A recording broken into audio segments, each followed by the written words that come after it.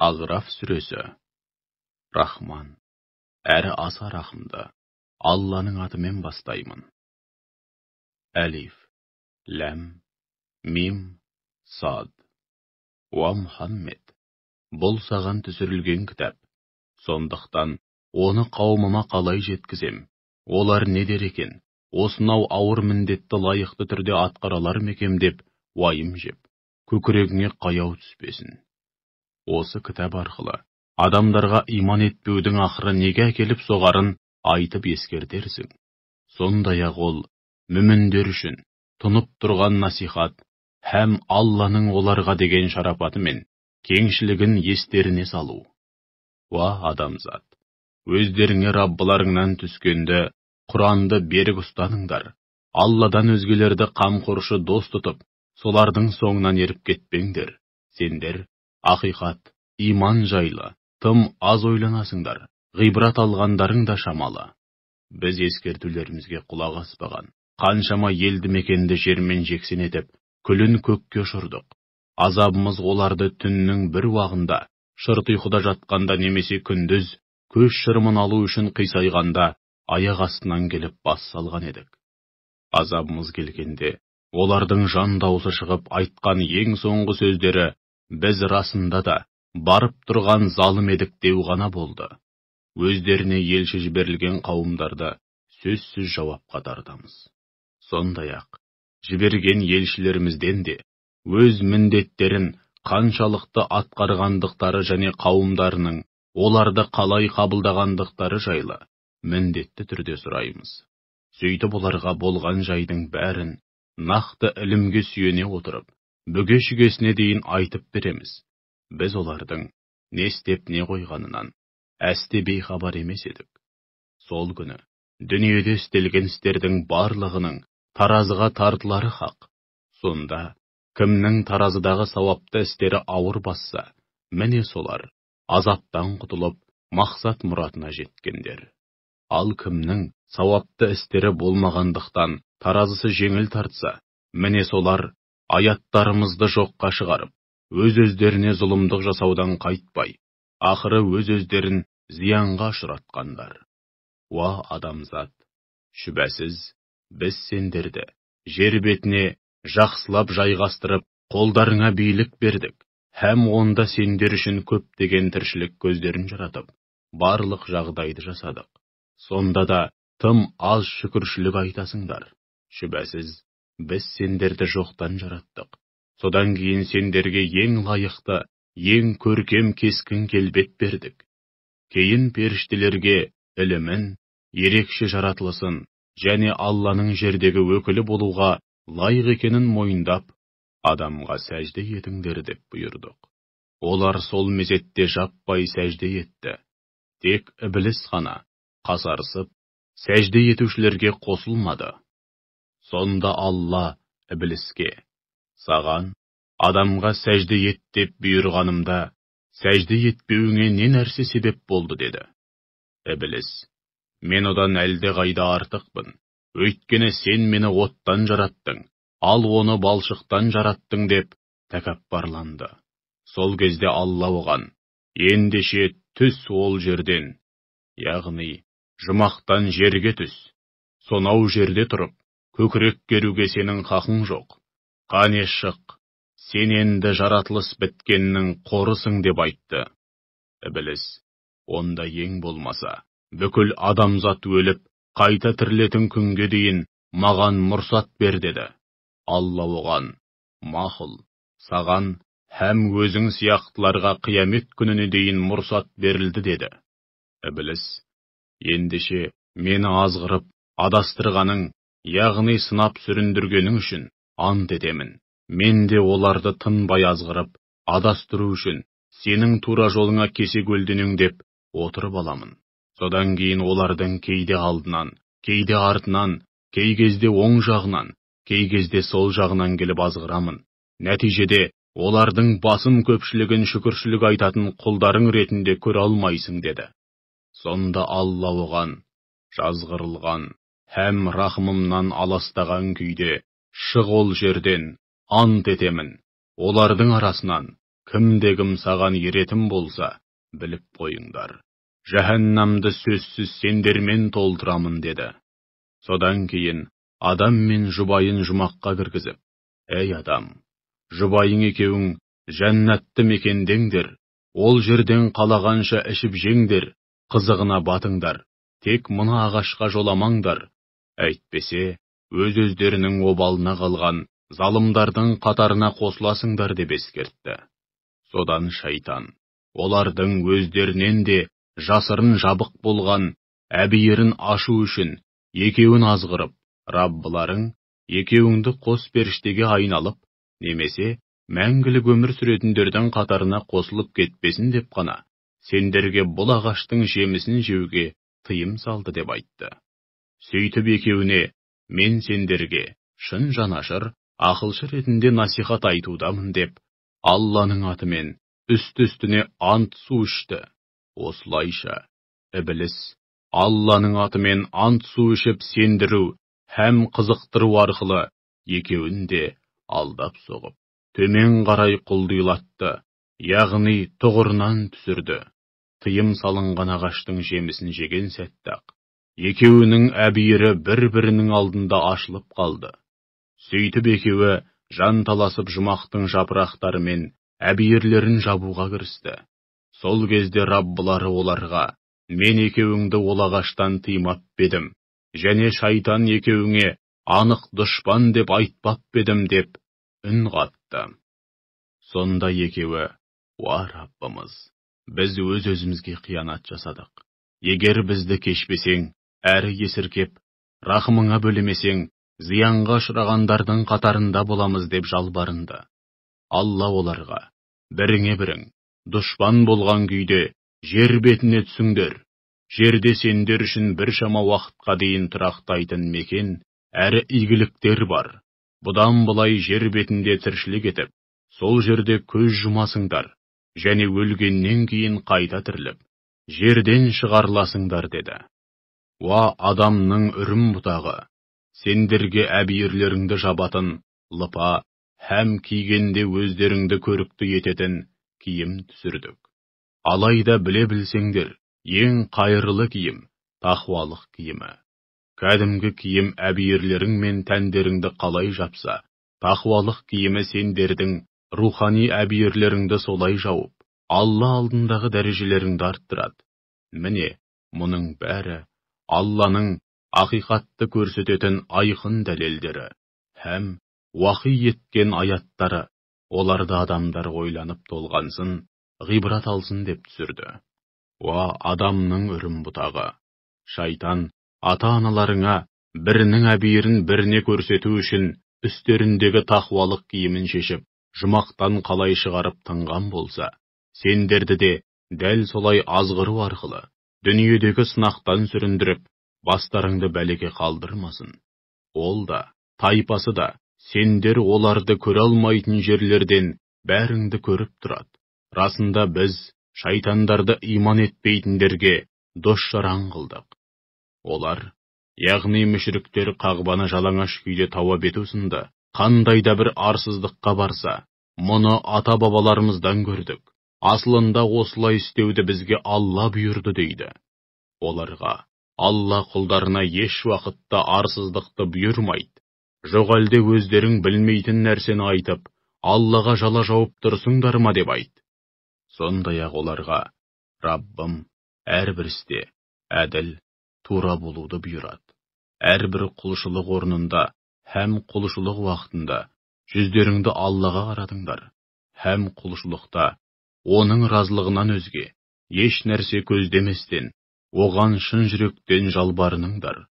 Ол сендерді әу баста қалай жаратқан болса, өлгеннен кейін бәрің оған дәл солай қайтасыңдар. Екі топ болып қайтасыңдар. Алла бір топты тура жолға салды. Енді бір топ адасуға лайық болды. Өйткені адасқандар Алладан сырт айналып, шайтандарды дос тұтты. Сөйте тұра олар өздерін тура жолға бағытталғанбыз деп есептейді. Уа адамның үрім бұтағы, қай кезде де намаз оқитын, немесе қағбаны тауап ететін болсаңдар, таза һәм әдемі киімдеріңді киіңдер. Алланың өздеріңе берген нығметін ішіп жеңдер, бірақ ысырап қылмаңдар, өйткені Алла ысырапқорларды ұнатпайды. Уа Мұхаммед, оларға Алланың құлдары үшін жаратқан адам көркі киім-кешекті және таза әрі пайдалы адал ризықтарды кім харам ете алды де. Сондай-ақ олар бұл дүниеде негізінен иман келтіргендерге арналған, ал қиямет күні тек мүміндерге ғана тиесілі болады деп айт. Міне, біз білімділер мен білгісі келетін қауым үшін ақиқатқа жетелейтін аяттарымызды осылайша егжей-тегжейлі баяндаймыз. Оларға Раббым таза һәм адал нәрселерден емес, жария һәм жасырын істелетін азғындықтан, күнә атаулыдан, біреуге жөнсіз озбырлық көрсетіп, қиянат жасаудан, пұттар сынды, Құдай екендігі жайлы, Алла тағала ешбір дәлел түсірмеген нәрселерді Аллаға серік етіп қосудан және Алла жайлы өздерің нақты білмейтін нәрселерді айтудан тыйды деп айт. Әрбір үмбет үшін белгіленген кесімді мерзім бар, яғни әр үмбеттің өз ажалы бар. Сол мерзім толып, ажалы жеткенде олар оны бір сәтке кейінге шегере алмайды, һәм бір сәтке тездете де алмайды. Уа адамның үрім бұтағы, қай кезде болмасын, сендерге өз араларыңнан менің аяттарымды оқып түсіндіретін елшілер келгенде, кімде-кім оларға қарсы келуден сақтанып, мені қорған тұтса, әрі өз-өзін һәм айналасындағы ел-жұртты түзету үшін әрекет етсе, ондай жандар үшін әсіресе ақиретте ешқандай қорқыныш жоқ, һәм олар әсте жабықпайды. Ал аяттарымызға сенбей, оларға иман келтіруді ар көріп тәкаппарланғандарға келсек, міне солар тозақтықтар. Олар сонда мәңгі бақи қалады. Өз ойынан өтірік айтып, соны Аллаға телігеннен немесе Алланың аяттарын өтірік деушілерден асқан залым бар ма? Олар кітаптағы, яғни ләухіл махфузда жазылған ғұмыр жастары мен ризықтарына қатысты өз несібелерін толық алады. Оларға жан алатын елшілеріміз келіп, қане, Алладан өзге құлды құрып, жалбарынған құдайларың қайда деп сұрағанда, олар бізді тәрк етіп, көзден ғайып болды дейді. Сөйтіп олар, өздерінің кәпір болғанын мойындап, өз-өздеріне қарсы куәлік етеді. Сонда Хақ Тағала, ендеше өздеріңнен бұрын келіп кеткен, жындар мен адамдардан шыққан, имансыз қауымдарға қосылыңдар да, солармен бірге тозаққа кіріңдер деп бұйырады. Содан тозаққа түскен үмбеттердің қай-қайсысы болмасын, оған кірген сайын, өзін азғырып адастырған діндес бауырларына лағнет жаудырады. Сонда барлығы тозаққа тегіс кіріп, бастары қосылғанда, кейінгілері алғашқыларын нұсқап, уа Раббымыз, бізді азғырып адастырған міне мыналар, сол үшін оларға екесе тозақ азабын тартқыз дейді. Сонда Алла, әр қайсысыңа екесе ауыр азап бар, алайда сендер оны білмейсіңдер деп айтады. Сол кезде алғашқылары кейінгілеріне, көрдіңдер ме, сендердің бізден ешқандай артықшылықтарың болмай шықты. Ендеше өз қолдарыңмен істеген күнәларыңның сазайы ретінде, сендер де осы азапты тартыңдар дейді. Расында, аяттарымызға сенбей, оларға иман келтіруді ар санап тәкаппарланғандарға аспанның қақпалары ашылмайды. Олар иненің жасуынан таудай түйе өтпейінше жұмаққа кірмейді. Біз азғын күнәһарларды міне осылай жазалаймыз. Тозақта олар үшін жәһәннәмнің жалындаған отынан төсек, үстеріне дәл сол оттан көрпе бар. Біз күпірлікте қасарсып күнәға белшесінен батып, ақыры өз-өздерінің обалына қалған залымдарды міне осылай жазалаймыз. Ал иман келтіріп, игілікті істер істегендерге келсек, шүбәсіз, біз ешбір жанға шамасынан тыс міндет жүктемейміз. Міне солар жұмақтықтар. олар сонда мәңгі бақи қалып, бақытты ғұмыр кешеді. Біз онда олардың көкірегіндегі қаскөйлік, өшпенділік сынды жат сезімдердің бәрін суырып алып тастаймыз. Аяқтарының астынан өзендер ағып жатады. Сонда Раббыларына бізді осыған жеткізген Аллаға сансыз мадақ, шексіз шүкірлік айтамыз. Егер Алла бізді тура жолға салмаса, оған өз бетімізбен түсе алмас едік. Шүбәсіз, Раббымыздың елшілерінің бізге ақиқатты әкелгені анық деп, шексіз алғыс білдіреді. Сол кезде олар, дүниеде істеген игілікті істеріңе орай, мына тұрған жұмаққа, мәңгілік, мұрагер болыңдар деген дауысты естейді. Жұмақтықтар тозақтықтарға, Раббымыздың бізге уәде еткендерінің хақ екенін өз көзімізбен көрдік. Ал сендерше, Раббыларыңның өздеріңе уәде еткендерінің хақ екендігіне көздерің жетті ме дегенде, тозақтықтар, «Я» деп жауап қатады. Сонда екі топтың арасындағы жаршы, көпірлікте табандап, күнәға белшесінен батып, ақыры өз-өздерінің обалына қалған залымдар, Алланың кәріне ұшырап, рахымынан махрұм қалсын деп жар салады. Ондай залымдар ел жұртты Алланың хақ жолынан қақпайлап, оны бұралаңы көп қисық жол етіп көрсеткісі келеді. Сондай-ақ олар ақиретті мүлдем жоққа шығарады. Екі жақтың арасын бөліп тұратын ғаламат перде болады. Жәннат пен тозақтың арасындағы алып дуалдың Ағраф деп аталатын биік тұғырларының үстінде жұмақтықтар мен тозақтықтардың әр қайсысын ерекше белгілерінен танитын адамдар бар. Олар жұмақтықтарға «Сәләмун алейкум, сендерге игілік, есендік тілейміз» деп үн қатады.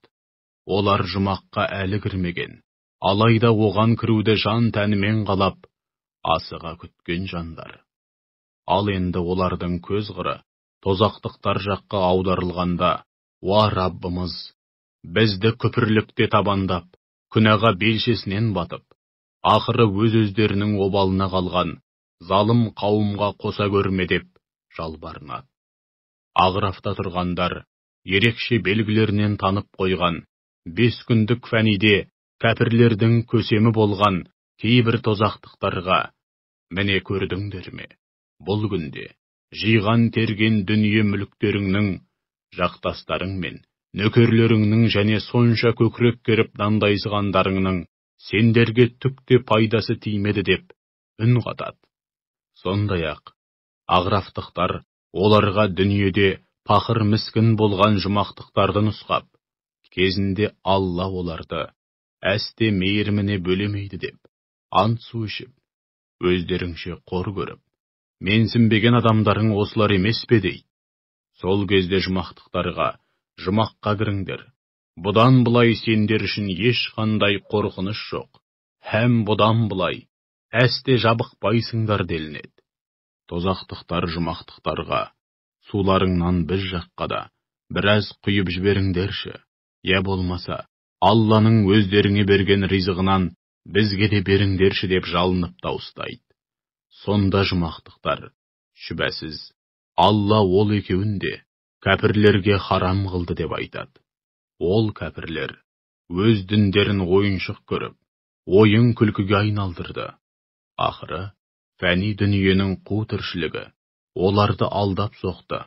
Олар осы күнге қауышатындықтарын қалай ұмыт қалдырып, аяттарымызды қалай жалғанға шығарған болса, бүгін біз де оларды дәл солай ұмыт қалдырамыз. Біз оларға мағынасы мен үкімдерін шексіз ілім негізінде, өзіміз егжей-тегжейлі баяндаған, әр сөзі мен әрбір үкіміне иман келтірген қауым үшін тура жолға бастаушы һәм игілікке толы, рахым болған кітап түсірдік. Сонда олар иман етудің орнына, мұның ақыры не болар екен, не де болса әліптің артын бағайық деп, тек бұл кітапқа шақырудың ақырын бағып отыра ма? Ол хабар берген ақиқат, яғни қиямет қайым, орнаған күні бұрын оны елемей ұмыт қалдырғандар, ант етеміз. Раббымыздың елшілері бізге ақиқатты жеткізген еді. Алайда біз оларға құлақ аспадық. Енді Раббымыздың дәргейінде бізге араша түсетін шапағатшылар табылар мекен? Не болмаса істеген істерімізге кереғар игілікті істер істеу үшін дүниеге кері қайтарылуымыз мүмкін бекен деп ақырады. Амал не? Олар өз-өздерін құрдымға батырып, орны толмас зиянға ұшыратты. Ойларынан шығарған жалған құдайлары да оларды тәрк етіп, көзден ғайып болды. Шүбәсіз, сендердің Раббыларың Алла. Ол күллі аспан әлемі мен жерді 6 күнде жаратты. Содан соң аршқа истиуа етті. Яғни, аршқа шексіз билігін жүргізді. Аршпен бірге күллі жаратылыс атаулыны толық меңгеріп, шексіз үкім жүргізді. Ол түн менен күндізді бүркейді. Сөйтіп екеуі бірін-бірі өкшелеп қуалаумен болады. Күн, ай және жұлдыздар барлығы оның әміріне толық бағынышты. Біле білсеңдер, жарату, пәрмен беру, һәм шексіз билік бір өзіне ғана тиесілі. Әр пәрмені мен әр бірісі құт берекеге толы болған әлемдердің Раббысы Алла қандай ұлы десеңші. Истауа сөзінің араб тіліндегі тілдік мағынасы көтерілу, орнығу, тіктелу, иелік ету, билік жүргізу дегенді білдіреді. Ал арш сөзінің тілдік мағынасы тақ, патша тағы, немесе қандай да бір құрылыстың төбесі, шаңырағы, күмбезі дегенді білдіреді.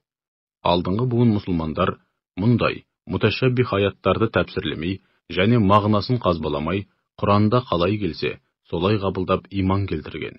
Яғни Алланы жаратылысқа ұқсаудан барынша сақтанған. Ал кейінгі буын ғалымдар болса, қарапайым халық Алланы жаратылысқа ұқсатып жүрмесін деп, мұндай аяттарды араб тілінің ерекшеліктеріне, Құранның мәніне және пайғамбар сүннетіне сай тәпсірлеген. Осыған орай, ғалымдар Құрандағы Аллаға қатысты истауа сөзін шексіз билігін жүргізді, толық меңгеріп үкімін жүргізді деп тәпсірлесе, арш сөзін және ұғымын шексіз биліктің символы деп түсіндірген. Сондай-ақ бұл аятта Алла күллі аспан әлемі мен жерді 6 күнде жаратты. Содан соң аршқа истиуа етті делінген. Ғалымдар бұл аяттың мәні мен сырын былай түсіндірген. Исламнан бұрын яһудейлер мен христиандар арасында Құдай тағала жер мен көкті 6 күнде жаратқан соң, шаршап, 7-ші күні демалған деген жаңсақ сенім болған. Құран олардың мұндай негізсіз, жаңсақ сенімін жоққа шығару мақсатында, жоғарыдағы аятта айтылғандай, Хақ тағала жер мен көкті жаратқаннан кейін, бірден аршқа және күллі жаратылысқа шексіз билігін жүргізді деген. Сондай-ақ, Қаф сүресінің 38-ші аятында да, расында біз күллі аспан әлемі мен жерді һәм екеуінің арасындағы бар нәрсені 6 күнде жараттық және біз одан еш шаршап шалдықпадық деу арқылы аталмыш жаңсақ сенім жоққа шығарылған. Раббыларыңа іштей, яғни бәсең дауыспен жалбарынып дұға етіңдер. Шүбәсіз, ол шектен шыққандарды ұнатпайды. Алла пайғамбарларын жіберу арқылы жер бетін түзеп, жөнге келтіргеннен кейін, онда бүлік шығарып, бұзғыншылық жасамаңдар. Одан қорқып, әрі мейірімінен үміт ете отырып, дұға етіңдер. Шүбәсіз Алланың рахымы, игілікті істер атқаруға келгенде, ішкен асын жерге қоятын ізгі жандарға өте жақын. Шүбәсіз Алланың рахымы, ізгі жандарға өте жақын. Ол рахымын төгер алдында, сондай хабаршы, сүйіншілеуші ретінде желестіреді. Желдер қорғасындай ауыр бұлттарды лып етіп оп-оңай көтеріп алған соң, біз ол бұлттарды өсімдік атаулыдан жұрдай, өлі мекенге айдап әкетеміз. Сөйтіп, әлгі жерге жауын жаудырып, одан алуан түрлі жемістер шығарамыз. Міне, біз өлгендерді де қабірлерінен дәл солай шығарамыз. Бәлкім, өздерің үшін ойланып, ғибрат аларсыңдар. Жақсы һәм шұрайлы өлкенің өсімдігі Раббысының қалауымен жайқалып, құлпырып бітік шығады. Ал нашар құнарсыз өлкеге келсек, одан түк те шықпайды. Шықса да, әрең дегенде әр тұсынан бір қылтиып, мардымсыз әрі түкке тұрғысыз нәрселер шығады. Міне, біз Аллаға шүкіршілік айтатын қауым үшін аяттарды, иман ақиқатына қатысты дәлелдерді осылайша егжей-тегжейлі һәм әр қилы жолмен тарқатып баяндаймыз. Расында, Нұхты өз қауымына пайғамбар етіп жібердік. Сонда ол: «Уа қауымым, бір Аллаға ғана құлшылық етіңдер. Өйткені сендер үшін одан басқа құдай жоқ. Егер бұған көнбесеңдер, бастарыңа алапат бір күннің азабы келеме деп қорқамын» деді. Қауымының бай шонжарлары оған: «Шүбәсіз, біз сенің анық адасуда екеніңді көріп тұрмыз» деді. Сонда Нұх оларға: «Уа қауымым, мен адасқан, азғын адам емеспін. Яғни менде адасушылық пен азғындықтың жұрнағы да жоқ. Керісінше, мен әлемдердің Раббысынан келген елшімін. Мен сендерге Раббымның қасиетті жолдауларын жеткізіп, шын жүректен насихат айтамын. Сондай-ақ, Алла тарапынан келген уахидың арқасында сендер білмейтін нәрселерді білемін. Сонда Аллаға қарсы келуден сақтанып, тақуалық аясында өмір сүрулерің әрі оның шексіз рахымына бөленулерің үшін өз араларыңнан сендерді алдын ала ескертіп, жамандықтан сақтандыратын бір адам арқылы өздеріңе Раббыларыңнан пәрмен мен насихаттың келгеніне таң қалып тұрсыңдар ма?» деді. Алайда олар Нұхты өтірікшіге балап, айтқанына сенбеді. Сөйтіп, біз Нұхты және онымен бірге кемеде болғандарды топан судан құтқардық. Ал аяттарымызға сенбегендерді құрдымға батырдық. Өйткені олар ақиқатты мүлдем көрмейтін көкірегі соқыр қауым еді. Сондай-ақ, адам қауымына да өз бауырлары Худты пайғамбар етіп жібердік. Ол да қауымына: «Уа қауымым, бір Аллаға ғана құлшылық етіңдер. Сендердің одан басқа құдайларың жоқ. Ендеше оған тиісінше тағзым етіңдер. Оған қарсы келіп, азабына ұшыраудан барынша сақтанатын уақыттарың жетпеді ме?» деді. Қауымының Аллаға күпірлік қылған бай шонжарлары оған: «Шүбәсіз, біз сенің ақылдан адасқан ақымақ екеніңді көрудеміз. Сондай-ақ біз сені өтірікші суайттардың бірі деп ойлаймыз» деді. Сонда Худ оларға: «Уа қауымым, мен ақылынан адасқан жармес емеспін. Керісінше, мен әлемдердің Раббысынан келген елшімін. Мен сендерге Раббымның қасиетті жолдауларын жеткіземін. Сендерге жақсылық қана ойлайтын сенімді насихатшымын. Сонда сендер өздеріңді алдын ала ескертіп, жамандықтан сақтандыру үшін өз араларыңнан шыққан бір адам арқылы Раббыларыңнан пәрмен мен насихаттың келгеніне таң қалып тұрсыңдар ма? Алланың өздеріңді Нұхтың қауымынан кейін жер бетінде солардың орнына халифа, яғни үстем қауым қылғанын, және түр тұлға жағынан өзге адамдардан әлдеқайда келбетті де күшті еткенін естеріңе алыңдар. Ендеше, екі дүниеде де мақсат мұраттарыңа жету үшін Алланың өздеріңе берген нығметтеріне ой жүгіртіп, оларды әрдайым естеріңде тұтыңдар» деді. Қауымының Аллаға күпірлік қылған бай шонжарлары оған: «Шүбәсіз, біз сенің ақылдан адасқан ақымақ екеніңді көрудеміз. Сондай-ақ біз сені өтірікші суайттардың бірі деп ойлаймыз» деді. Сонда Худ оларға: «Уа қауымым, мен ақылынан адасқан жармес емеспін. Керісінше, мен әлемдердің Раббысынан келген елшімін. Мен сендерге Раббымның қасиетті жолдауларын жеткіземін. Сендерге жақсылық қана ойлайтын сенімді насихатшымын. Сонда сендер өздеріңді алдын ала ескертіп, жамандықтан сақтандыру үшін өз араларыңнан шыққан бір адам арқылы Раббыларыңнан пәрмен мен насихаттың келгеніне таң қалып тұрсыңдар ма? Алланың өздеріңді Нұхтың қауымынан кейін жер бетінде солардың орнына халифа, яғни үстем қауым қылғанын, және түр тұлға жағынан өзге адамдардан әлдеқайда келбетті де күшті еткенін естеріңе алыңдар. Ендеше, екі дүниеде де мақсат мұраттарыңа жету үшін Алланың өздеріңе берген нығметтеріне ой жүгіртіп, оларды әрдайым естеріңде тұтыңдар» деді. Қауымы оған: «Сонда сен бізге ата-бабаларымыз сыйынып өткен құдайларды тәрк еткізіп, бір Аллаға ғана құлшылық ұрғызу үшін келдің бе? Егер шынымен шыншыл адам болсаң, қане бізді қорқытып, уәде еткеніңді, яғни уәде еткен азабыңды келтірші, көрейік деп жауап берді. Сонда Худ оларға: қарап тұрсам, сендер Раббыларыңның қарғысы мен қаһарына іліккен екенсіңдер. Өздерің әрі ата-бабаларың тәңір тұтып, ат қойып айдар тағып алған, һәм Алла Құдай екеніне қатысты ешқандай дәлел түсірмеген меңіреу пұттардың атаулары жайлы менімен сөз таластырмақсыңдар ма? Олай болса, күтіңдер. Бұл істің ақыры не болар екенін көрейік. Мен де сендермен бірге әліптің артын бағамын деп айтты.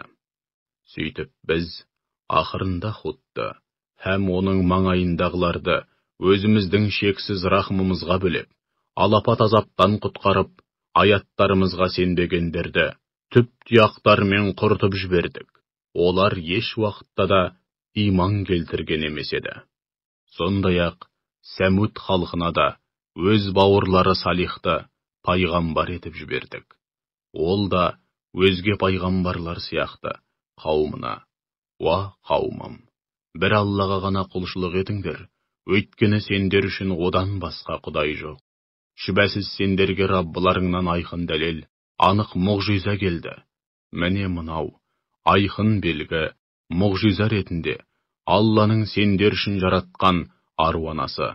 Оны жайына қоя беріңдер. Алланың жерінде жайбарақат жайылып жүре берсін. Оған тиіспеңдер, әйтпесе жан төзгісіз азапқа тап боласыңдар. Алланың өздеріңді ат қауымынан кейін солардың орнына халифа қылғанын һәм жер бетіне жақсылап орналастырып, сендер үшін барлық жағдайды жасағанын еске алыңдар. Жазық алқаптарға сарайлар тұрғызып, тауларды қашап, өздеріңе үй салудасыңдар. Ендеше Алланың өздеріңе берген нығметтеріне ой жүгіртіп, оларды әрдайым естеріңде тұтыңдар. Жер бетінде лаң салып, бұзғыншылық жасамаңдар. Қауымының көкірек керіп, дандайсыған бай шонжарлары араларындағы иман келтірген қарапайым әлжуаз жандарға кекесінмен: сонда сендер шынымен де Салихты Раббысы тарапынан келген елші деп білесіңдер ме? Деді. Олар: шүбәсіз, біз оның елші ретінде бізге жеткізгендеріне иман келтірдік деп жауап берді. Сонда көкірек керіп, дандайсыған кәпірлер: ендеше сендер не нәрсеге сенген болсаңдар, біз соны мүлдем жоққа шығарамыз деді. Содан олар аруананы бауыздап тастады. Сөйтіп, Раббыларының пәрменіне бағынбай, аслық қылды.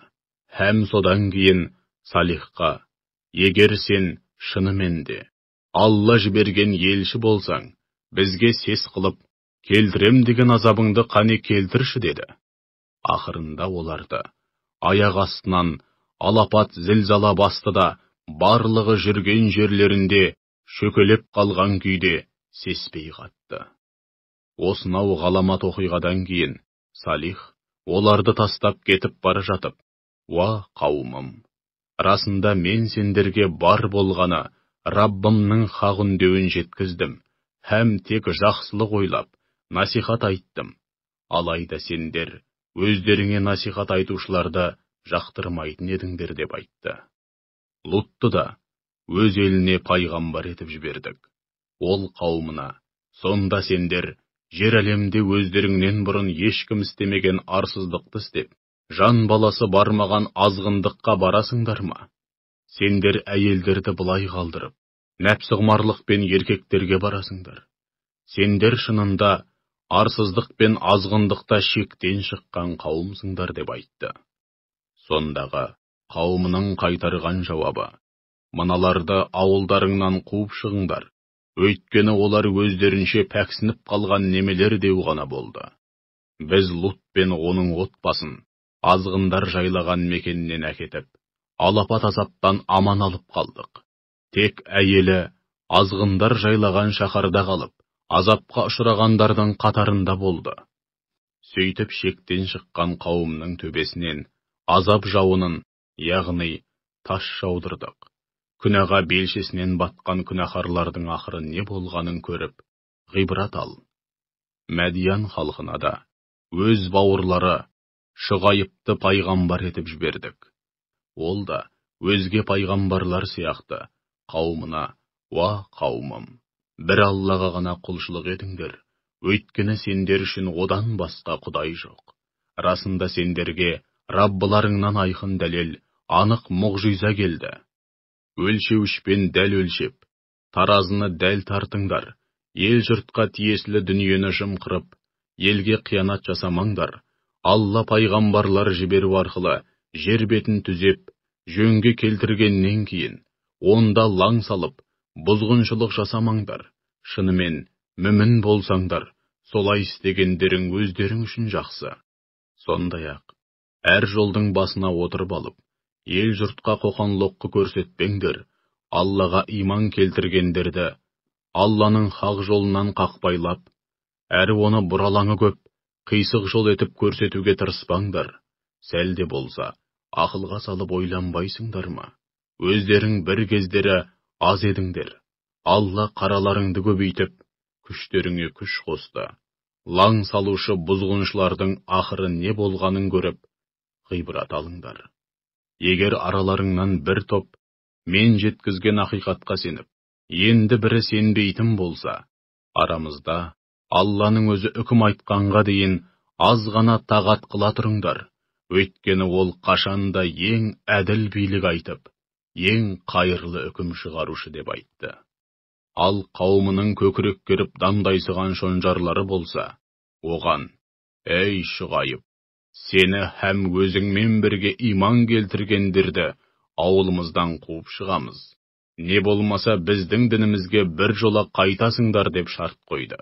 Сол кезде ол: «Біз қаламасақ та, күштеп, кәпір қылмақсыңдар ғой, солай ма? Алла жүрегімізге иман нұрын ұялату арқылы, бізді сендердің жалған діндеріңнен құтқарғаннан кейін, оған қайта кірсек, Аллаға жала жапқан боламыз. Раббымыз Алла қаламайынша, біздің сендердің діндеріңе қайта кіруіміз мүмкін емес. Раббымыз шексіз ілімімен барлық нәрсені толық қамтыған. Біз бір Аллаға тәуекел еттік. Уа Раббымыз, біз бен мына қауымымыздың арасында әділ билігіңді айтып, ақиқатты паш еткейсің. Шүбәсіз, сен ақиқатты ең жақсы түрде паш етушісің» деді. Қауымының ішіндегі Аллаға көпірлік қылған бай шонжарлар ел жұртқа: «Егер Шұғайыпқа еретін болсаңдар, біліп қойыңдар, оңбай зиян шегіп, сорлап қаласыңдар» деп қысым көрсетті.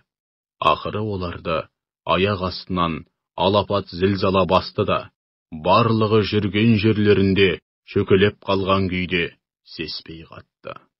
Шұғайыпты өтірікшіге балап, сөзін жалғанға шығарғандар бар ғой. Күлдері көкке ұшқаннан кейін, құлазып қалған жұрттарына қарағанда, кезінде өз жерлерінде шалқып өмір сүргендер олар емес сияқты. Шұғайыпты өтірікшіге балағандар бар ғой. Оңбай зиян шегіп, сорлап қалғандар солар болды.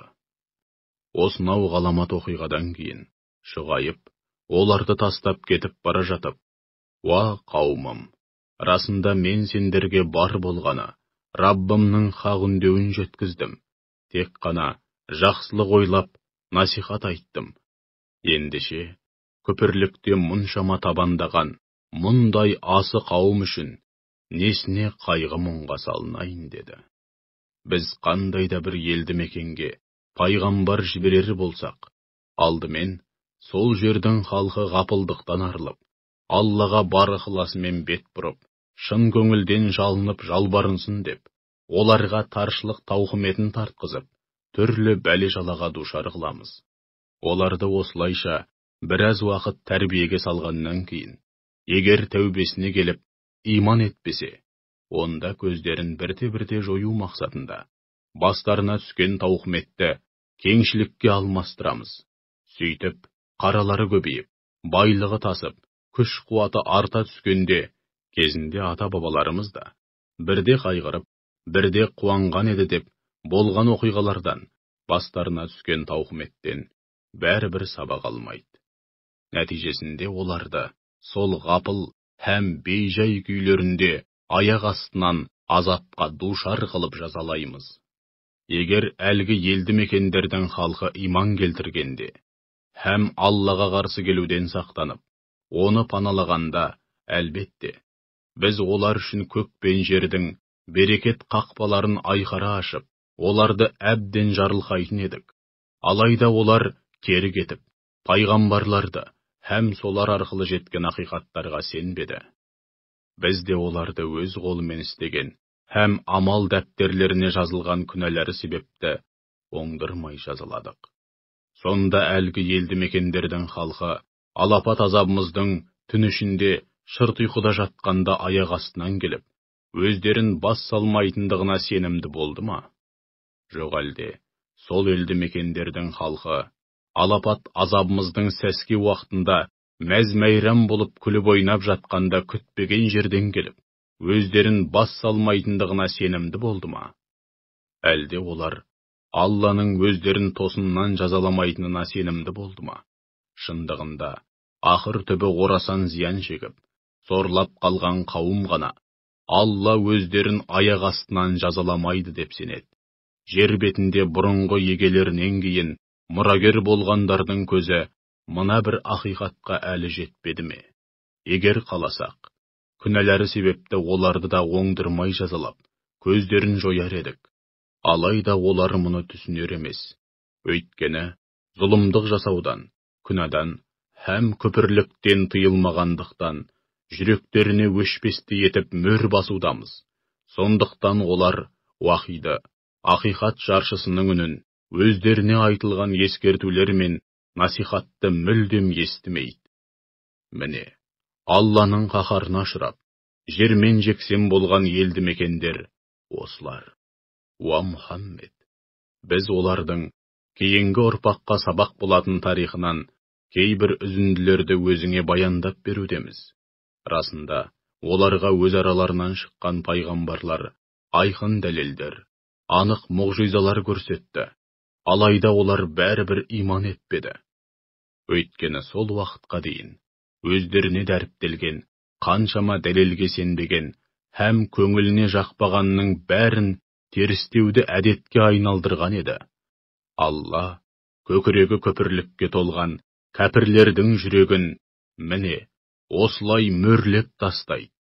Олардың көпшілігінен уәдеге берік болу дегенді көрмедік.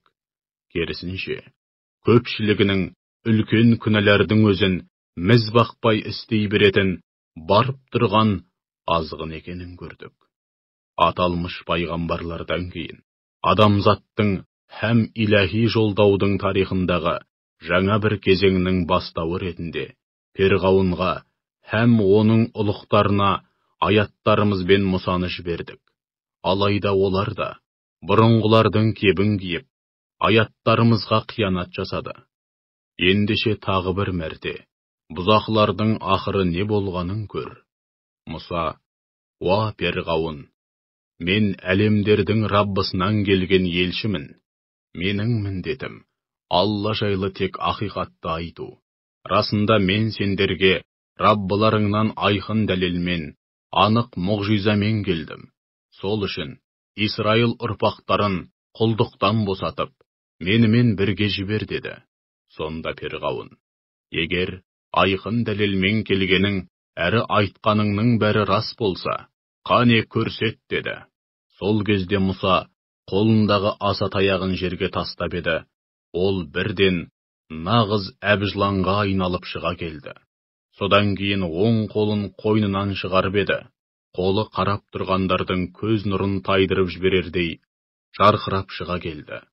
Сонда Перғауын қауымының ұлықтары: шүбәсіз, бұл сондай білгір, өте шебер сиқыршы екен десті. Перғауын оларға: бұл сендерді атамекендеріңнен қуып шығуды көксейді. Ендеше оған қатысты не бұйырасыңдар деді. Ұлықтар оны да бауырында жібермей ұстап алып қалды. Барлық қалаларға шапқыншы жібер. Шебер сиқыршылардың бірін қалдырмай жинап, алдыңа әкелсін деп ақыл кеңес берді. Сонда ең мықты сиқыршылар Перғауынға келіп: егер жеңіп шықсақ, бізге міндетті түрде сый-сияпат бересің ғой деді. Перғауын: әрине беремін. Оған қоса, сендер менің ең жақын адамдарым боласыңдар деп уәде берді. Сиқыршылар Мұсаға: әй Мұса, қаласаң, қолыңдағыны алдымен сен лақтыр, я болмаса біз лақтырайық деп ашық сайысқа шақырды. Мұса оларға: алдымен сендер лақтырыңдар деді. Сол кезде сиқыршылар қолдарындағы сиқыр құралдарын жерге тастап жіберіп, ел жұрттың көзін байлап, һәм зәре құтын ұшырып, ғаламат сиқыр көрсетті. Сол сәтте Мұсаға: аса таяғыңды лақтыр деп уахи, яғни аян бердік. Сол-ақ екен, әлгі аса таяқ бірден сиқыршылардың көз байлап көрсеткен сиқырларының бірін қалдырмай жалмап жұта бастады. Нәтижеде ақиқат баршаға аян болып, олардың істеген барлық сиқырлары түкке тұрғысыз екені айқындалды. Сөйтіп сол арада Перғауын мен оның жақтастары бүкіл елдің алдында жеңіліс тауып, жер болды. Ал Алланың құдіретін өз көзімен көрген сиқыршылар болса, жаппай сәждеге жығылды. Олар: біз әлемдердің Раббысына иман келтірдік. Мұса мен Харунның Раббысына иман келтірдік деді. Перғауын оларға: демек, мен рұқсат етпей тұрып, оған иман келтіретін сабаз екенсіңдер ғой.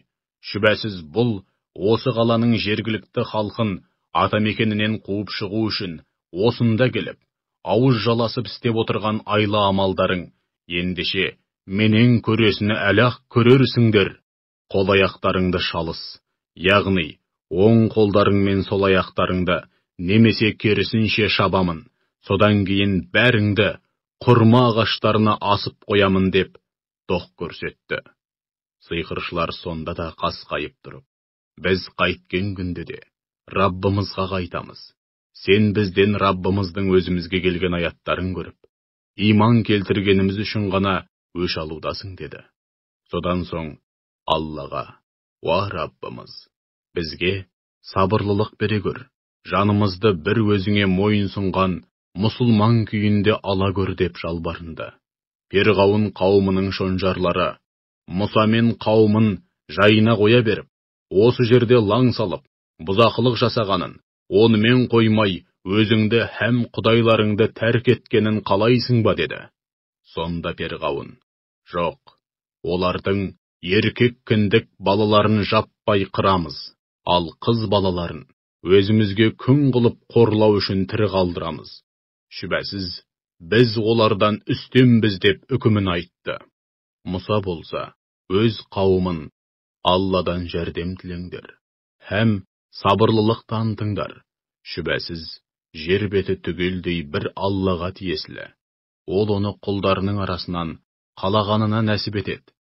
Ақырғы жеңіс Аллаға тиісінше тағзым ететін, оған аслық қылудан сақтанып, бұйрықтарын бұлжытпай орындайтын тақуалардың еншісінде деп жұбатты. Сонда олар Мұсаға: біз сен келмей тұрып та, келгеннен кейін де зәбір зомбылықтан көз ашпадық деп мұңдарын шақты. Мұса оларды бір жағынан жұбатып, екінші жағынан ескерту жасап былай деді: қайдан білесіңдер? Бәлкім Раббыларың қас дұшпандарыңның көзін жойып, алып жердің бір бұрышында сендерге де билік құруды нәсіп етер, һәм содан кейін не істеп, не қоятындарыңа да қарайды. Расында Перғауын әулетін ойлансын, сабақ алсын, сөйтіп тәубесіне келсін деп, жылдар бойы қуаңшылықпен, өнімнің аздығымен жазаладық. Олар жақсылыққа, молшылыққа кенелсе, біз бұған әбден лайықпыз деп масаттанды. Ал бастарына жамандық келсе, сол жамандық Мұса мен маңайындағылардың кесірінен болды деп жорайды, ырымдайды. Жоқ, олай емес. Олардың өздерінше ырымдап, жақсылық немесе жамандық дегендерінің бәрі бір Алланың үкімі һәм жаратуымен болады. Алайда олардың көпшілігі хақ ілімінен махрұм болғандықтан мұны білмейді. Сондай-ақ олар Мұсаға: көзімізді байлап, басымызды дуалау үшін бізге қанша жерден мұғжиза көрсетсең де, бәрі бір саған сенбейміз дейтін еді. Содан бәлкім ойланып тиісінше сабақ алар, һәм тәубелеріне келер деп, шексіз құдіретіміздің бірер айғағы ретінде, оларға бірде топан су жіберсек, бірде обыр шегіртке, бірде құрт құмырсқа, бірде құрбақа қаптаттық. Сондай-ақ суларын пайдалануға мүлдем жарамайтындай етіп, қып-қызыл қанға боядық. Алайда олар сонда да көкірек керіп, тәкаппарлануын қоймады, һәм күнәдан тыйылмайтын асы қауым болып қала берді.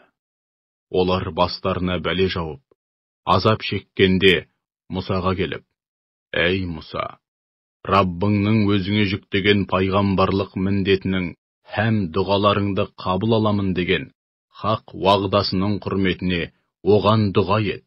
Егер бізді мына азаптан құтқарсаң, шүбәсіз саған иман келтіреміз, һәм Исраил ұрпақтарын міндетті түрде құлдықтан босатып, өзіңмен бірге жібереміз деп айтатын еді. Сөйтіп берген уәделерін орындай алатын, белгілі мерзімге дейін оларды жазалауды тоқтатсақ, бірден сертінен тайып шыға келетін еді. Аяттарымызға сенбеген, һәм оларға немқұрайлы қарағандар үшін тиісті жазаларын беріп, теңіздің тұңғиығына батырдық. Нәтижеде, ғасырлар бойы қорлық көріп, жапа шегіп келген қауымды өзіміз құт береке артқан Шам жерінің шығысы мен батысына, яғни түгеліне дерлік, мұрагер қылдық. Уа Мұхаммед, міне, Раббыңның Исраил ұрпақтарына берген керемет уағдасы олардың сабырлылық танытқанының нәтижесінде осылай толық орындалды. Бұған қоса, Перғауын мен қауымының ғасырлар бойғы өнер сәулет туындыларын, тұрғызған зәулім сарайларын, өсірген бау-бақшаларын жермен жексен еттік. Исраил ұрпақтарын теңіздің арғы бетіне өткіздік. Содан олар жол жөнекей өздеріне тиесілі бір қатар пұттарға табынатын бір қауымға жолықты. Сонда олар, «Әй Мұса, бізге де мыналардың құдайлары сияқты бір құдай жасап бер» деді. Мұса оларға, «Сендер расында надандықтың шырмауынан шыға алмаған қауымсыңдар. Расында бұлардың дін деп ұстағаны құрған, жалған дін, һәм құлшылық деп істеген бүкіл істері жалған, түкке тұрғысыз құр әурешілік. Алла сендерге хақ дінді нәсіп ету арқылы, өзге қауымдардан мерейлеріңді үстем қылғанда, сендерге Алладан басқа құдай іздемекпін бе деп жауап берді. Әй Исраил ұрпақтары, естеріңде болса, сендерді қара жұмысқа жегу арқылы, адам айтқысыз азапқа салған Перғауын әулетінен құтқарған едік. Олар, ұл балаларыңды шетінен өлтіріп, қыз балаларыңды өздеріне күң қылып қорлау, һәм жергілікті қыптиларға күштеп қосып, тұқымдарыңды құрту үшін тірі қалдыратын еді. Біле білсеңдер, осының бәрі сендерге Раббыларыңнан келген үлкен сынақ еді. Тәуратты алуға дайындық жасап, құлшылық ету үшін Мұсамен 30 түндік мерзімге келсіп, кейін оған тағы да 10 түн қосқан едік. Осылайша, Раббысының ол үшін тағайындаған мерзімі 40 түнді құраған еді. Мұса жолға шығарда, бауыры Харунға, менің орнымды басып, қауымыма бас көз бол, оларды әрдайым түзетіп, жөнге салып отыру арқылы жақсылап басқар. Абай бол, аңдамай лаң салушы бұзақылардың жолына түсіп кетіп жүрме деп, қауымын аманаттады. Мұса, межелі жерге біз белгілеген уақытта келді. Сөйтіп Раббысы онымен тілдесті.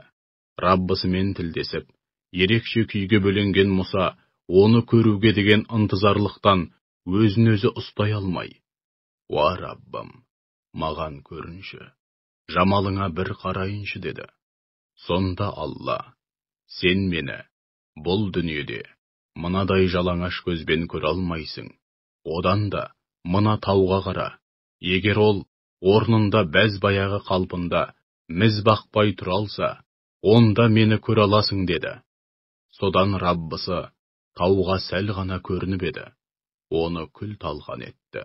Мұса болса, төбесіне жай түскендей, есінен танып, сұлап түсті. Есін жиғанда, Уа Раббым, сен мінсізсің, жаратылғанға ұқсаудан, кемшілік атаулыдан адасың. Орынсыз өтінішім үшін бір өзіңе тәубе етіп, кешірім тілеймін. Сондай-ақ мен бұл мәселеде елдің алды болып, орынсыз өтінішім үшін бір өзіңе тәубе етіп, кешірім тілеймін. Сондай-ақ мен бұл мәселеде елдің алды болып, өзіңе ғайыптан иман келтіремін деп жалбарынды. Сонда Алла: уа Мұса, мен күллі адамзаттың ішінен сені таңдадым. Һәм құлдарыма арнап өзіңе уахи еткен жолдауларым, әрі өзіңмен тікелей тілдесу арқылы мерейіңді үстем еттім. Өзіңе бергенімді, пайғамбарлық пен даналықты қабыл ал. Осынау нығметім үшін сөз жүзінде әрі іс жүзінде шүкіршілік білдірушілердің бірі бол деп бұйырды. Біз ақырында оған берген тақтайшаларға, Аллаға барар жолда қауымына шамшырақ болатын насихат пен үкімдердің бәрін бүге-шүгесіне дейін жаздық. Һәм иман әрі құлшылық мәселесіне қатысты барлық тақырыптарды тарқатып, егжей-тегжейлі баяндадық. Әрі оған: бұдан бұлай, сен бұларды берік ұстан, қауымыңа да бұлардың ішіндегі үкімдер мен маңызды нұсқауларды мүмкіндігінше жақсылап орындауды бұйыр. Жақында сендерге жүгенсіз кеткен азғындардың жермен жексен болған жұртын көрсетеміз. Жер бетінде орынсыз көкірек керіп, дандайсығандарды аяттарымнан сырт айналдырамын. Яғни оларды аяттарымды ақиқатты лайықты түрде түсіне алмайтындай етемін. Олар жолымыздың хақ екенін көрсететін қанша дәлел, қаншама мұғжиза көрсе де, бәрібір оған иланбайды. Тура жолды көрсе де, оны өздеріне лайықты жол деп есептемейді. Ал керісінше, теріс һәм азғындық жолын көрсе, оны өздеріне лайық көріп, бірден сол жолға түседі. Солай істейді. Өйткені олар аяттарымызға сенбеуді әдетке айналдырған еді, һәм олардың мән мағынасын, пайдаларын түсінуден мүлдем қалған еді. Аяттарымызға һәм ақиреттегі қауышуға сенбегендердің істеген бүкіл ісі зая болып, еңбектері еш кетті. Әрине солай болады. Олар өз қолымен істеген істерінің қарымынан басқа не алады? Мұсаның қауымы, яғни қауымының басым көпшілігі, ол кеткеннен кейін өздерінің бағалы әшекей бұйымдарынан мөңіреген үн шығаратын бұзаудың мүсінін жасап, соны тәңір тұтты. Сонда олар әлгі бұзаудың өздеріне тіл қата алмайтынын және тура жолға сала алмайтынын көрмеді ме? Соған қарамастан, олар оны тәңір тұтып, өздерін екі дүниеде де қор қылып, ақиретте тозаққа тоғытатын кешірілмес күнә арқалап, өздеріне қиянат жасады. Олар өздерінің бұзауға табынып, еш опа таппағанына һәм тура жолдан тайғандығына көздері анық жеткенде ақырып: егер Раббымыз бізді мейіріміне бөлемесе, әрі күнәларымызды кешірмесе, шүбәсіз оңбай зиян шеккендердің қатарында боламыз деді. Мұса қауымының бұзауға табынғанын жол жөнекі естіп, қауымына тым ашулы һәм еңсесі түскен күйде оралды. Ол келген бойда қауымына: мен кеткеннен кейін қандай жаман істер істегенсіңдер, Раббыларыңның әмірін мұншама тез тәрк еткендерін қалай деді де, қолындағы таяқшаларды қоя салып, бауырының басынан, яғни шашынан ұстап, өзіне қарай жұлқи тартты. Сонда бауыры: уа анамның баласы, бұл қауым мені адам құрлы көрмей әбден басынып алды, тіпті өлтіре жаздады. Мені дұшпанға таба қылма, һәм мені кешірілмес күнә арқылап, өзіне қиянат жасаған залым қауымның қатарына қоса көрме деді. Сонда Мұса бірден Аллаға жалбарынып былай деді: уа Раббым, егер біздің кінәміз болса, мені де, бауырымды да кешіре көр, бізді шексіз рахымыңа бөлей көр. Өйткені сен бәрінен де рахымдысың. Бұзауды тәңір тұтқандар шүбәсіз жақында Раббыларының қаһарына ұшырайды. һәм бұл дүниеде қорлық көреді. Біз жалақорларды міне осылай жазалаймыз. Ал күнәға батқаннан кейін, істеген күнәләріне өкінген бойда тәубеге келіп, иман келтіргендерге келсек, уа Мұхаммед, шүбәсіз, Раббың ғафур. Ондай шынайы тәубеден кейін, өте кешірімді, рахим, әсіресе өзіне бір жолата бет бұрған құлдарына ерекше мейірімді. Мұса ашуы тарқаған соң, қауымын тура жолға шақыру үшін, тақтайшалардағы жазуларда Раббыларынан шын именетіндер үшін тура жолға бастайтын иләһи үкімдер мен нұсқаулар және рахым бар еді. Содан Мұса бүкіл елдің атынан Алладан кешірім сұрау үшін, һәм Алламен араларындағы келісімді жаңалау үшін, бұзауға табынған қауымының ішінен 70 кісіні өкіл ретінде таңдап алып, біз белгілеген уақытта тауға қайта келді.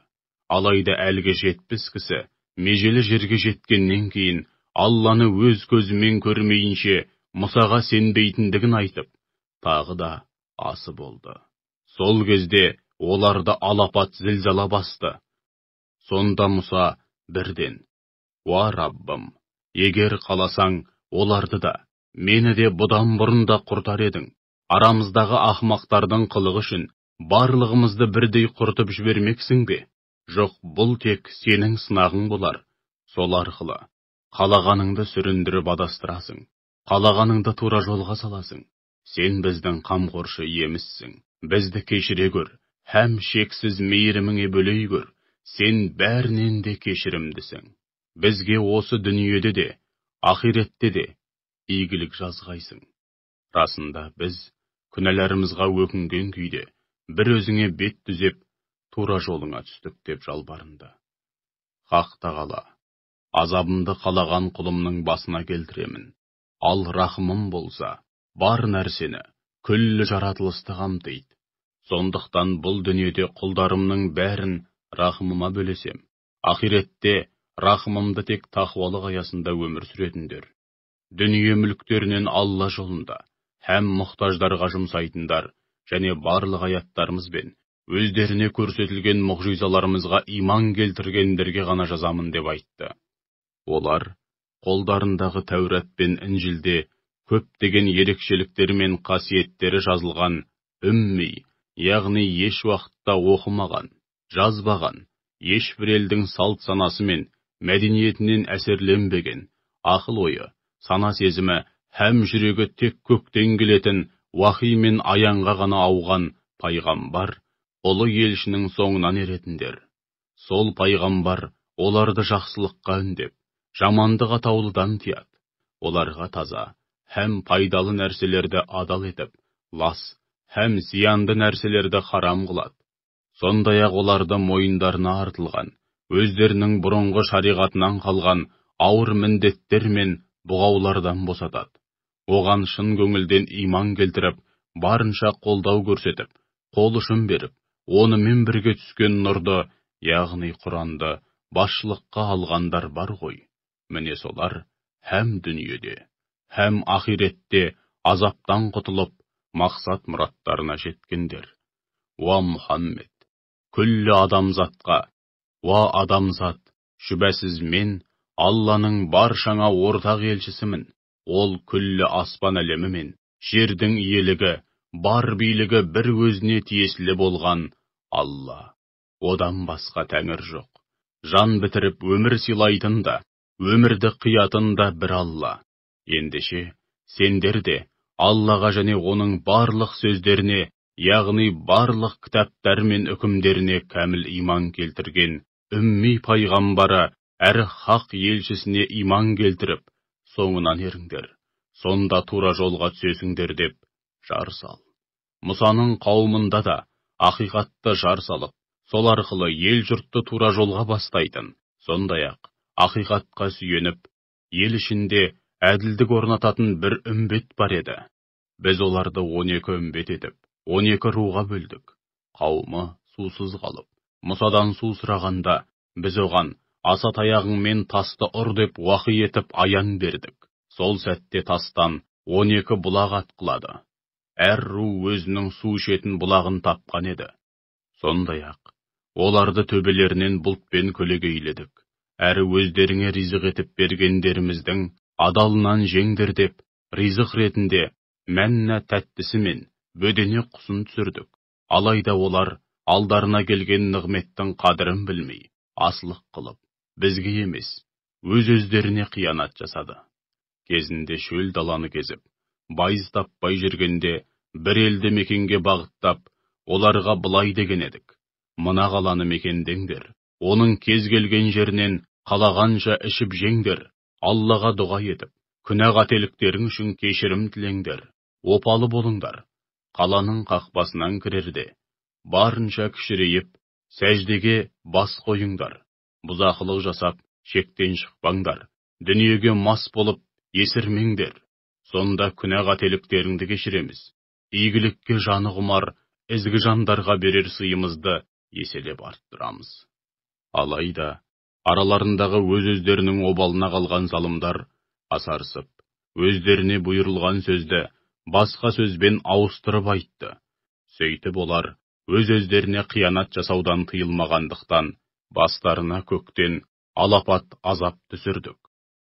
Уа Мұхаммед, сондай-ақ олардан теңіз жағасында орналасқан шаһар жайлы сұра. Шаһар халқы Алланың сенбі күніне қатысты балық ауламаңдар деген үкіміне бағынбай, шектен шығушы еді.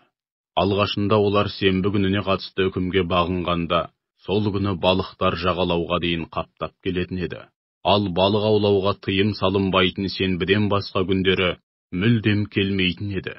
Міне, иләһи үкімдерге бағынбай, шектен шыққандықтан, оларды осылай сынайтын едік. Араларындағы баз біреулері ел жұртты жақсылыққа үндеп, жамандықтан тыюға тырысып жүрген ізгі жандарға, Алла түбінде көздерін жойып жоқ қылатын, немесе ауыр азапқа салатын қауымға несіне уағыз насихат айтып, әуре болып жүрсіңдер дегенде, олар бір жағынан Раббыларының алдында, біз қолымыздан келгенше міндетімізді атқардық деп ақталу үшін, екінші жағынан, қайдан білесіңдер, бәлкім олар да Аллаға қарсы келуді қойып, тақуалық жолына түсер деген үмітпен уағыз насихат айтудамыз деп жауап беретін. Сөйтіп өздеріне айтылған мұншама ескертулер мен насихатты елемей, ұмыт қалдырғанда, оларда жамандықтан тыюға тырысқандарды аман алып қалдық та, өз-өздерінің обалына қалғандарды иләһи үкімдерге бағынбай, азғындықта шектен шыққандықтан ауыр азапқа душар қылдық. Осылайша олар тыйым салынған істен тыйылмай, одан сайын азғындап, жүгенсіз кеткенде, қайда барса да, қорлықтан көз ашпайтын, жексұрын маймыл болыңдар деп бұйырдық. Сондай-ақ кезінде, Раббың Исраил ұрпақтарына азғындық пен зұлымдықтан тыйылмаған жағдайда, қиямет қайымға дейін, оларды ең ауыр азапқа салатын қауымдарды жіберіп отыратындығын білдірген еді. Шүбәсіз, Раббың қасарысқан азғындарды уақыты келгенде өте жылдам жазалаушы. Шүбәсіз ол ғафур, құлдары қанша жерден ауыр күнәға батса да, тәубелеріне келген жағдайда өте кешірімді. Рахим, тәубе етіп, өзіне бет бұрған мүмін құлдарына ерекше мейірімді. Сөйтіп, оларды әлденеше қауымға бөліп, жер жаһанға таратып жібердік. Араларында сенімі, ниеті, сөзі және ісі түзу, Құдайға қараған ізгі жақсылар да, ондай еместері де бар. Бәлкім, жамандық пен күнә атаулыдан тыйылар деп, оларды бірде жақсылыққа, нығметке бөліп, бірде жамандыққа душар қылып, сынап бақтық. Содан, олардың орнын қайырсыз, нашар ұрпақ басып, кітапқа, яғни Тәуратқа мұрагер болды.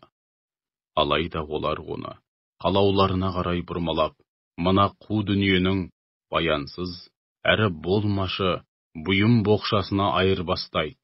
Һәм содан кейін, қайткен күнде де күнәләріміз кешіріледі, өйткені біз Алланың таңдаулы да, сүйікті құлдарымыз деп, өз-өздерін алдайды. Сондай-ақ олар, дәл сондай дүние мүлік, жемқорлық, өсім, құмар ойын сынды, заңсыз жолдармен келсе, оны да міз бақпай ала береді. сонда олардан Алла жайлы ақиқаттан өзге еш нәрсе айтпайтындығына қатысты қолдарындағы кітаптың үкімі бойынша берік уағда алып па еді? Һәм олар сол кітаптың ішіндегілерді қайта-қайта оқып, өзгелерге де оқытпап еді. Әйтсе де, ахирет мекені Аллаға қарсы келуден барынша сақтанып, тақуалық аясында өмір сүретін жандар үшін әлде қайда қайырлы. Әлі де болса, ақылға салып ойланбайсыңдар ма? Кітапты берік ұстанатын, сондай-ақ намазды кемеліне жеткізіп үзбей әрі уақытлы оқитындарға келсек, шүбәсіз, біз һәм өздерін, һәм қоғамды түзету ісіне жан тәнімен берілген ізгі жандардың сауабын әсте зая етпейміз. Кезінде Исраил ұрпақтарының төбесіне бейне бір бұлтты төндіргендей, яғни Тур тауын төндіргенімізде, олардың әлгі тау төбелеріне түсіп кетеді екен деп, зәре-құты қалмаған еді. Сонда оларға өздеріңе берген осынау кітабымызды берік ұстаныңдар, мазмұнына терең бойлап, жадыларыңа түйіп алыңдар. Сонда тақуалыққа жетіп, екі дүниеде де азаптан құтылу үшін Алланы паналай аласыңдар деп бұйырған едік. Раббың адамның бүкіл үрім бұтағының беліндегі ұрпақтарын шығарып алып, оларды өз-өздеріне куә етіп, мен сендердің Раббыларың емеспін бе дегенде, барлығы бір ауыздан, әлбетте, біз бұған куәлік етеміз деп жауап береді.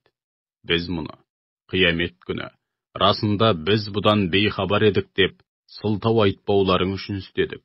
Не болмаса, бізден бұрын ата-бабаларымыз Аллаға серік қосқан еді. Біз бар болғаны, солардан кейін келген, ата жолын қуғаннан басқа, айлы амалы болмаған кейінгі нәсіл едік.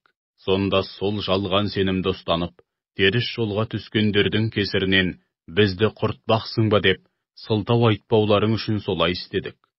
Міне, теріс жолда жүргендер райынан қайтып, Аллаға бет бұрар мекен деп, иман ақиқаттарының жалпы болмыста һәм адам бойында көрініс тапқан айқын дәлелдері мен аяттарымызды осылайша егжей-тегжейлі баяндаймыз. Уа Мұхаммед, сондай-ақ оларға өз тарапымыздан аяттарымызға қатысты ілім нәсіп еткен кісінің оқиғасын айтып бер. Ол өзіне берілген осынау ілімге қарамастан, бейне бір сыпырылған терідей аяттарымыздан іргесін ашып, сыпырылып шықты. Ақыры шайтан оны соңынан ілестіріп әкетті. Сөйтіп ол азғындардың біріне айналды. Егер қаласақ, оны аяттарымыз арқылы кемел адам деңгейіне көтеріп, адамгершіліктің шыңына шығарып, мерейін үстем қылар едік. Алайда ол жерге, яғни фәни дүниеге жабысып қалды да, өзінің әуейліктеріне еріп кетті. Оның мысалы құдды итпен тең. Зекіп қусаң да, тілін салақтатып, қу сүйек болса да беріп қалар мекен деген дәмемен ұзап кетпей айналшықтап жүреді. Тимей жайына қоя берсең де, тіске басар бір нәрсе беріп қалар мекен деп, тілін салақтатып, айналшықтап қасыңнан кетпейді. Аяттарымызды жалғанға шығаратын қауымның жағдайы міне осындай. Уа Мұхаммед, ендеше ғибратқа толы осы мысалды оларға айтып бер, бәлкім ойланып сабақ алар. Аяттарымызға сенбей, һәм үнемі өз-өздеріне қиянат жасаумен болған қауымның пейілі қандай нашар еді. Алла кімге тура жолға түсуді нәсіп етсе, тура жолды тапқан жан міне сол. Ал кімді адастыратын болса, міне солар бар жақсылықтан қағылып, оңбай зиян шеккендердің нақ өзі. Біз расында да шайтан мен нәпсінің жетегінде кеткен көптеген жындар мен адамдарды жәһәннам үшін жараттық. Олардың жүрегі бар, алайда онымен терең ойланбайды, ақиқатты түсінейік демейді. Көздері бар, алайда онымен негізгі көретін нәрсені, ақиқатты көрмейді. Құлақтары бар, алайда онымен есту керек нәрсені естімейді. Сондықтан олар мал сияқты, тіпті одан да бетер. Олар ақиқаттан бейхабар, ғапылдықтың нақ өзі. ең көркем есімдер Аллаға тән. Ендеше оған сол есімдермен үн қатып, дұға етіңдер. Оның көркем есімдеріне қатысты ақиқаттан ауытқып кеткендерден, яғни оған лайықсыз есімдермен дұға ететіндерден аулақ болыңдар. Ондайлар жақында істеп жүрген істерінің қарымын алады. Жаратқандарымыздың арасында Алланы өзіне тән көркем есімдері арқылы лайықты түрде танитын һәм ақиқатты жар салып, сол арқылы ел жұртты тура жолға бастайтын, сондай-ақ ақиқатқа сүйеніп, ел ішінде әділдік орнататын бір үмбет бар. Ал аяттарымызға сенбейтіндерге келсек, оларға сездірмей, һәм өздері күтпеген жерден бірте-бірте құрдымға батырамыз. Мен оларға белгілі бір мерзімге дейін мұрсат беремін. Алайда кесімді мерзім толғанда, шүбәсіз, менің тұзағым мен жазам төтеп беруге келмейтін тым қатты болмақ. Сонда олар жылдар бойы қасында жүрген жолдастары Мұхаммедте жын-ұрғандықтың жұрнағы да жоқ екенін еш ойламай ма? Ол бар болғаны нағыз ескертуші ғана. Сондай-ақ олар күллі аспан әлемі мен жерді мүлтіксіз басқарып тұрған сондай ғаламат мінсіз билікке, сондай-ақ Алла жаратқан қандай да бір нәрсеге, ондағы теңдессіз шеберлікке бір рет болса да зер салып қарамай ма? Һәм ажалдарының жақындап қалмағанын қайдан біледі? Олар бұл сөзге, яғни Құранға иланбағаннан кейін, басқа қай сөзге иланады дейсің? Алла кімде-кімді ниет пиғылына қарай адастырса, оны ешкімде тура жолға сала алмайды. Сөйтіп Алла оларды азғындап адасқан күйде мәңгіртіп қояды. Уа Мұхаммед, олар сенен қиямет қайымның қашан орнайтынын сұрайды. Оларға ол жайлы нақты мәлімет Раббымның жанында деп айт. Одан өзге ешкімде оның кесімді уақытын дөп басып ашып айта алмайды. Қиямет қайым. Күллі аспан әлемі мен жердегі күллі жаратылыс атаулыға өте ауыр тиетін алапат құбылыс. Ол сендерге аяқ астынан келеді. Сен қияметтің уақытын қатты білгің келіп, зерттеп жүргендей, олар сенен қайта-қайта сұрай береді. Ендеше, ол жайлы нақты мәлімет Алланың жанында. Алайда адамдардың дені бұл ақиқатты білмейді деп айт. Оларға, мен Алла қаламайынша, өз-өзіме титтей пайда келтіре алмаймын. Сондай-ақ өзіме келетін зиянның да бетін қайтара алмаймын. Егер ғайыпты, яғни болашақты білетін болсам, еш уақытта шығынға ұшырамай, әрдайым мол табысқа кенеліп отырар едім, һәм алдағы қауіп-қатерден алдын ала сақтанар едім де, басыма ешқандай жамандық та, бәле-жала да келмес еді. Мен бар болғаны, иман етуге ниетті қауым үшін оларды әртүрлі теріс жолдардан сақтандыратын, ескертуші, әрі иман мен игілікті істердің қарымы Алланың кеңшілігі һәм жұмағы екенін жеткізетін сүйіншілеушімін деп айт. Ол сендерді бір ғана жаннан жаратты, һәм сол жан жұбына бауыр басып, жаны жай тапсын деп, оның өз болмысынан жұбын жаратты. Сөйтіп екеуі көңіл қосып, ер жұбайын бүркегенде, жұбайы жеңіл ғана жүкті болып, оны біраз уақыт көтереді. Содан, ай күні жақындап аяғы ауырлай түскенде, екеуі Раббылары Аллаға, егер бізге 12 мүшесі сау перзент берсең, ант етеміз, шүкіршілік ететін құлдарыңнан боламыз деп жалбарынады. Ақыры, Алла екеуіне өздері сұрағандай 12 мүшесі сау перзент береді. Осылайша екеуінен көптеген ұрпақ тарайды.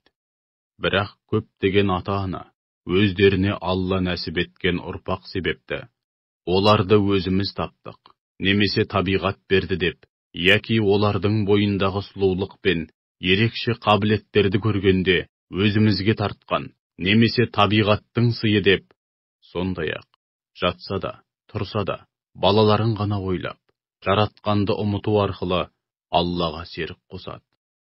Алла олардың өзіне серік қосуынан да, серік етіп қосқан нәрселерінен де аулақ һәм ұлы. Сонда олар еш нәрсе жарата алмайтын, жаратпақ түгіл. Өздері жоқтан жаратылып жатқандарды Аллаға серік етіп қоса ма? Олар өздеріне табынушыларға қол ұшын бере алмайды. Өзгені жарылқау бұлай тұрсын, олар тіпті өз-өздерінде жарылқай алмайды. Ей мүшриктер, егер оларды, яғни тәңір тұтқан меңіреу пұттарыңды тура жолға шақырсаңдар, бәрібір сендерге ермейді. Оларға үн қатып, тура жолға шақырсаңдар да, тіл қатпай, үн-түнсіз қалсаңдар да, бәрібір. Алланы бұлай қалдырып, тәңір тұтып табынған нәрселерің құдды өздерің сияқты, жоқтан жаралған құлдар, егер оларға сенетіндерің рас болса, қане, оларға жалбарынып дұға етіңдерші, дұғаларыңа жауап бергенін көрейік. Қалай жауап берсін? Олардың алшаң басып жүретін аяғы бар ма? Я болмаса, ұстайтын қолы бар ма? Немесе көретін көзі бар ма? Жоқ әлде еститін құлағы бар ма еді? Уа Мұхаммед, оларға, қане, Аллаға серік етіп қосқандарыңа жалбарынып, бірін қалдырмай шақырыңдар. Содан кейін, маған қалағандарыңша ор қазып, қалаған тұзақтарыңды құрыңдар, һәм қолдарыңнан келсе, маған бір сәтке де көз ашқызбаңдар деп айт. Менің ем, осынау кітапты бірте-бірте түсірген Алла. Ол тура жолдан ауытқымай, тақуалық аясында өмір сүрген ізгі жандардан қамқорлығын аямайды. Ал сендердің Алладан өзге тәңір тұтып, жалбарынғандарың болса, сендерге қол ұшын бере алмайды. Олар сендерді жарылқамақ түгіл, өз-өздерін де жарылқай алмайды. Оларды қанша жерден тура жолға шақырсаңдар да, құлақтарына сөз кірмейтіндіктен естімейді. Оларды тура жолға шақырғаныңда, өзіңе тесіле қарағанын көресің. Қарауын қарайды да қой. Алайда жүректері мен сезімдері өлі болғандықтан көрмейді. Уа Мұхаммед, сен сонда да кешірімді бол, жақсылықты бұйыр, сауапты һәм пайдалы істер істе. Ондай надандардан сырт айналып, олардың қылықтары мен сөздерін көңіліңе алма. Надан мен надан болма. Егер сені әзәзіл шайтан түртіп азғырса, дереу Аллаға сыйынып, оны пана тұт.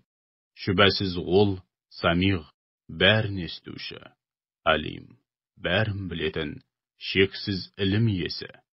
Аллаға тиісінше тағзым ететін, оған асылық қылудан һәм азабынан барынша сақтанатын тақуа жандарға, шайтаннан қандай да бір азғыру, әзәзіл ой келе қалса, бірден өз-өзіне келіп, Алланы еске алады.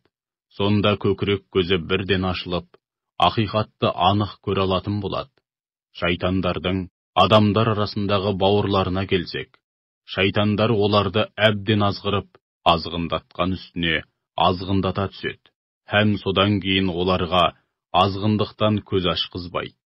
Уа Мұхаммед, кәпірлерге талап еткен мұғжизаларын көрсете алмағаныңда, немесе біраз уақыт уақи келмей қалғанда, олар кекесінмен әдеттегідей бір амалын тауып, қисынын келтіріп құрастырып көрмедің бе дейді.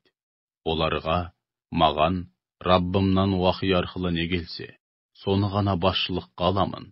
Міне бұл Құран, көкірек көздеріңді ашатын, ақиқатты көрулеріңе себепші болатын Раббыларыңнан келген нұр, әрі иман етуге ниетті қауым үшін тура жолдың қайнар көзі һәм ерекше рахым деп айт.